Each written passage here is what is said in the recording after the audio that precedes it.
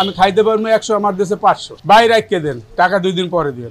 বরিশালের বাজার তো আপনার নিয়ন্ত্রণ স্বরূপকাঠি, তেমন স্বরূপকাঠি আপনার সপ্তাহে 3 দিন পর পর আমি দাম ফালাই। যেমন আজকে আপনার মাল দিয়ে গেছে, আপনার শনিবার দিন দাম ফালাইবে, আমরা আতঙ্কে থাকি। ডিমের কোনো ধরনেরই সিন্ডিকেট থাকা উচিত না। স্বরূপকাঠি হচ্ছে বড় এক সংগঠক, তারা ডিম উৎপাদনকারী। তারা বরিশালে সর্বোচ্চ 20-30 লাখ ডিম তাদের বের হয় প্রতিনিয়ত।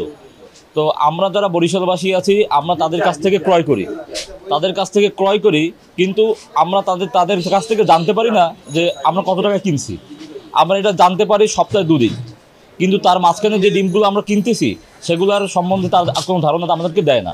আমরা ধরুন কেনার পর যখন আমরা বিক্রি করার পর দেখি বাজার বেড়ে গেছে, ওই প্রতিনিয়ত ওই লোকসানটা আমাদের দিতে হয়। এখন 3 দিন পর দাম দিলে মনে করেন 100 ডিমে 50 টাকা 60 টাকা বাড়াই দিল, তো আমরা করবো কি? আমার তো লস হয়ে যায়। আমাদের এখন কোলেস্ট্রল বাড়ছে, কোলেস্ট্রল তো এই জন্য আমরা রাখি যে আমাদের ডেলির দামটা ডেলি নির্ণয় করা হোক।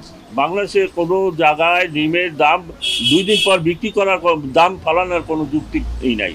কিন্তু আমরা বেচার পর আমরা চিন্তা করি আমরা লোকসানে ভুগতেছি না লাভে আছি, কিন্তু পরে কোনো দেয় যে ডিম বাড়াই দাম দিয়েছে, কিন্তু আমাদের লোকসান হয়ে যায়। কিন্তু আমরা এই যে সরকারি এলাকা চাই, আমাদের আর কোনো আপত্তি নেই, চাওয়ারও কিছু নেই। নগদের কাছে সব গ্রাহকই প্রিয়, তাই তো সারা দেশে ক্যাশ আউট চার্জ সবচেয়ে কম।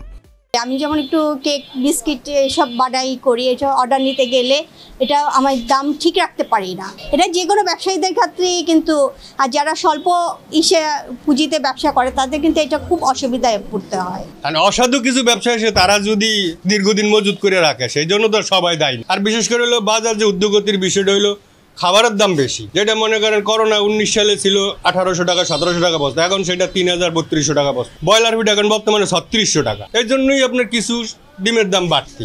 আমরা জানি না, আমাদের তো প্রতিদিন ডিম বিক্রি করে ফেলে, কারণ ডিম হচ্ছে পচনশীল।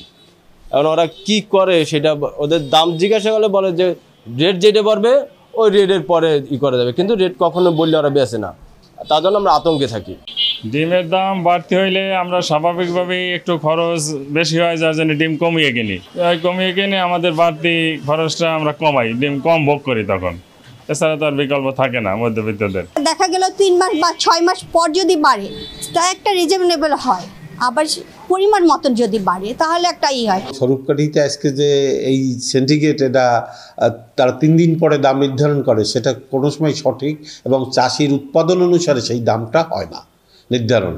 কাজেই সেটা মানুষের একটি শোষণ যন্ত্র হিসাবে কাজ করতেছে। কাজেই অবশ্যই এটি নিয়ে আমরা কথা বিভিন্ন সময় জেলা প্রশাসকের সভাকক্ষে আমরা বলে আসছি, এবং আগামী মিটিংয়েও আমরা এটা তুলে ধরবো, যাতে এই ধরনের সিন্ডিকেট বন্ধ করে প্রতিদিনের ডিমের দাম প্রতিদিন নির্ধারণ করা হয় এবং মানুষ যাতে এই ভোগান্তি থেকে মুক্তি পায়, সেজন্য আমরা চেষ্টা করে যাব।